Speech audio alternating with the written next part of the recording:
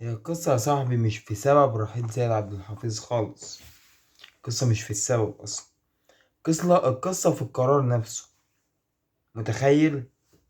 يعني فكرة بس كده إن سيد عبد الحفيظ خلاص مبقاش في منصب مدير الكورة. مش فكرة إيه السبب، أنا ما يشغلنيش إيه السبب أيا كان إيه السبب. مش لازم يكون في أسباب على رأي سيف زاهر، مش لازم يكون في أسباب.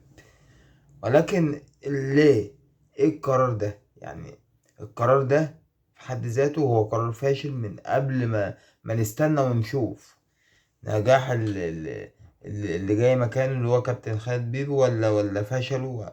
مش مستني اشوف.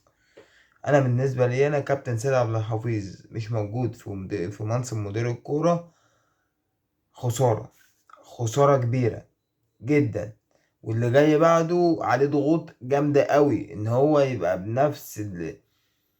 يمشي بنفس السيستم بتاع كابتن سيد كده.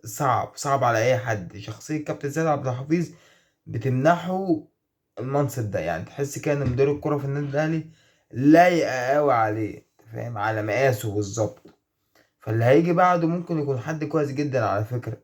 بس ان هو ما يعرفش يقوم بدور سيد عبد الحفيظ اللي كان بيقوم بيه، فهيحط عليه ضغوط جامدة جدا يعني.